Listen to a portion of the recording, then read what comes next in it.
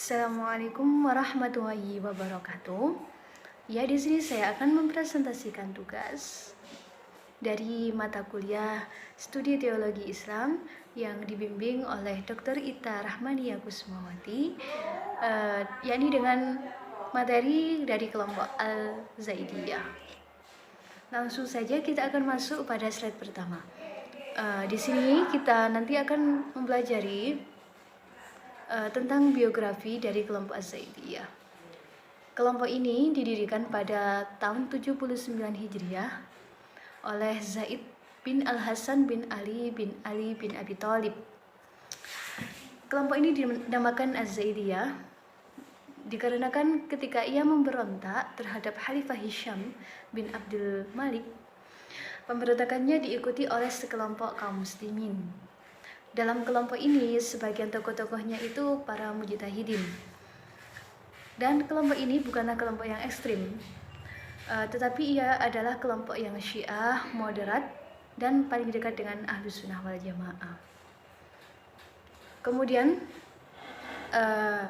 kelompok ini mengalami masa kejayaan pada tahun 169 Hijriah pada masa kepemimpinan Al-Husain bin Ali. Mereka mengalami kejayaan dikarenakan mereka terus-menerus melakukan pemberontakan kepada Bani Umayyah dan kepada Bani Abbasiyah. Namun pada tahun 1962 Masehi, kelompok ini mengalami kemunduran dikarenakan munculnya revolusi Yaman pada September 1962 Masehi. Dan tokohnya sendiri pun, Zaid bin Ali, meninggal pada tahun 122 Hijriah pada peperangan di Kunasah, Kufah, tepatnya pada bulan Muharram. Oke. Kemudian kita beralih pada slide selanjutnya. Ini mengenai prinsip Az-Zaidiyah. Kelompok ini memiliki prinsip yang utama, yaitu memberontak kepada penguasa yang didolimi dan berusaha menegakkan iman yang benar dan diam atas kezaliman penguasa. Itu termasuk akan membuat kezaliman bertambah serta akan membuat keluarga dan keturunan Nabi itu hina. Jadi itulah prinsip dari kelompok Az-Zaidiyah yang paling populer. Kemudian kita akan masuk pada slide selanjutnya yang akan menjelaskan tentang akidah-akidah Az-Zaidiyah. Di sini ada empat akidah dari kelompok Az-Zaidiyah. Yang pertama, akidahnya yakni meyakini bahwa ketika Nabi menentukan imam, beliau tidak langsung menyebutkan namanya, tapi hanya kriterianya saja. Kemudian yang kedua, mensyaratkan seorang imam harus dari Bani Hashim, kemudian wirai, bertakwa, zuhud, dan dari keturunan Fatimah. Kemudian yang ketiga, boleh mengangkat seorang pemimpin yang keutamaannya lemah, padahal ada yang lebih utama. Namun itu tidak disepakati sepenuhnya. Kemudian yang keempat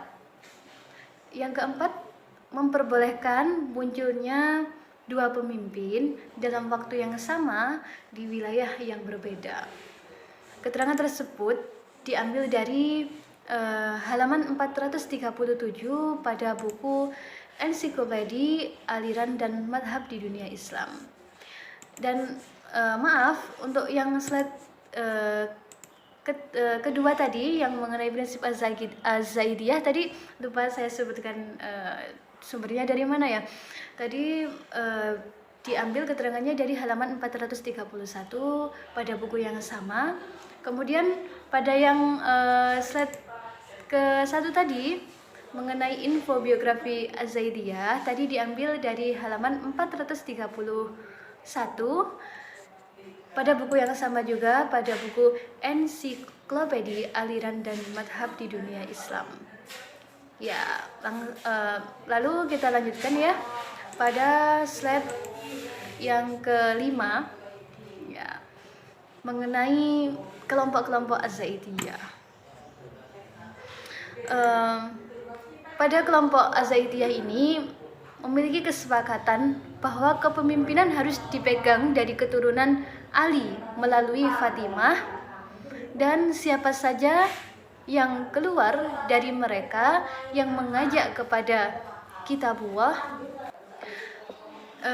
dan siapa saja yang mengajak kepada kitabullah dan as-sunnah, maka umat Islam wajib berperang bersamanya. Kemudian untuk kelompok-kelompok yang mengikuti Az-Zaidiyah itu ada 3. Yang pertama adalah As-Salibiyah. As-Salibiyah ini merupakan pengikut dari Al-Hasan bin Saleh bin Hay Al-Hammani yang didirikan pada 100 Hijriah sampai dengan 168 Hijriah.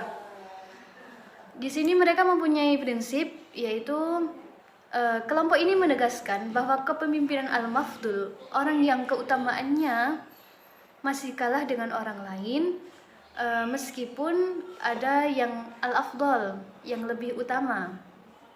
Dan mereka menanggapi, jika ada 2 pemimpin dalam waktu yang sama, maka dipilih yang paling utama dan zuhud. Dan yang terakhir, prinsip dari mereka adalah mengingkari prinsip-prinsip taqiyah. Kemudian pada kelompok yang kedua yaitu As-Sulaimaniyah. Kelompok ini dinisbatkan kepada Sulaiman bin Jarir Ar-Ruqa. Mereka berpendapat bahwa kepemimpinan berdasarkan musyawarah dan dipegang orang yang paling baik antara keduanya dan bersifat mutlak. Kemudian yang terakhir adalah kelompok Al-Jarudiyah. Kelompok Al-Jarudiyah ini merupakan pengikut dari Abu Jadu bin Abi Ziyad bin Al-Mudir Al-Kufi yang didirikan pada 150 Hijriah sampai dengan 160 Hijriah. Dan kelompok ini juga dijuluki sebagai Sarhub atau setan buta yang menempati laut. Kemudian dinamakan begitu karena dia adalah seorang pendusta dan penjela Rasulullah. Mereka juga mempunyai beberapa prinsip, diantaranya yang pertama adalah nas yang menunjukkan kepemimpinan Ali tidak langsung menyebut nama, namun hanya sifatnya saja. Kemudian yang kedua, wajib keluar bersama pemimpin yang adil dari keturunan Fatimah. Dan yang ketiga, keturunan Hasan dan Husain memiliki ilmu sebagaimana Nabi. Ya, keterangan tersebut dapat diambil dari halaman 441 sampai dengan 448 pada buku Ensiklopedia Aliran dan Madhab di Dunia Islam. Ya, kemudian kita akan memasuki slide yang ke-6. Ini mengenai keterkaitan Az-Zaidiyah dengan kelompok-kelompok yang lain. Di sini Az-Zaidiyah mempunyai 2 keterkaitan dengan kelompok lain. Yang pertama adalah dengan Ahlus Sunnah, yang kedua dengan Mu'tazilah. Di sini disebutkan bahwa mereka memiliki hubungan yang baik dengan Ahlus Sunnah karena memiliki kesamaan dari sebagian kelompok-kelompok mereka dalam masalah kepemimpinan, dan mereka juga sering terlihat bersama dalam melawan al-batiniyah, sehingga hal-hal tersebut menjadi sebuah faktor kedekatan antara keduanya. Kemudian dengan Mu'tazilah, keduanya juga memiliki hubungan yang baik, yang kuat. Mereka mempunyai kesepakatan pokok-pokok akidah kecuali pada satu, yakni pada pokok al-mauzilah bainal manzilatain. Ya.